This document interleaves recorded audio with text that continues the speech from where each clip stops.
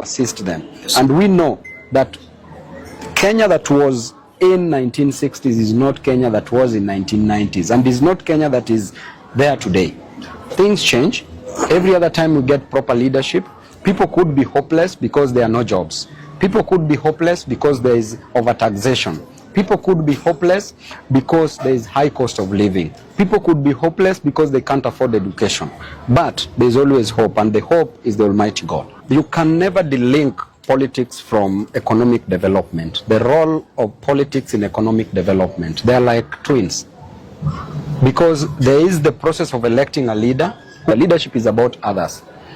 A leader, as the Bible describes a leader, is a servant. For you to lead, you must first agree to serve. He who must be the greatest among you must be the least among you, must agree to serve you. So leadership is about others. As we give hope, we also work to transform lives. Yes. We also help.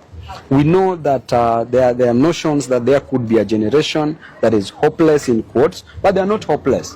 All these people are created in God's own image. All these people have a vision, and they have a mission in life.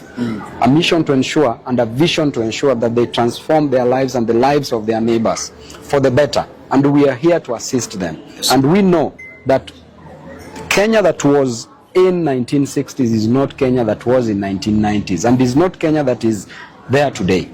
Things change. Every other time we get proper leadership, people could be hopeless because there are no jobs. People could be hopeless because there is overtaxation.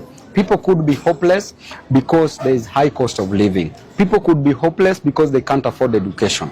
But there is always hope, and the hope is the Almighty God. You can never delink politics from economic development. The role of politics in economic development, they are like twins. Because there is the process of electing a leader who controls the resources, who eventually grows an economy. So these two things are twins. Everybody in this country, anybody who goes to cast a ballot is a politician. That is a political process that they are engaging in, which means that they are all politicians. So the question is, after electing a politician, what do these politicians do? Some become dealers, others become leaders. Some have a mission to destroy the nation, some have a vision to transform lives. So that is the only difference that we have. Therefore, when we elect a leader, it is better for that leader to work. And I want to encourage this generation, the Gen Zs, the millennials, to participate in the forthcoming elections in 2027, because they are the majority. They add up to 65 to 70% approximately of the Kenyan population. That means that they can produce a president among themselves. They can produce any governor to the MCA seat. So do not just participate by voting, but also participate by going for these elective seats. And that is what we are going to encourage. And I always say that if you are not on the table, break that table. But you remember, Jesus was also breaking a table in church when people brought nonsense in the church. That is the spirit.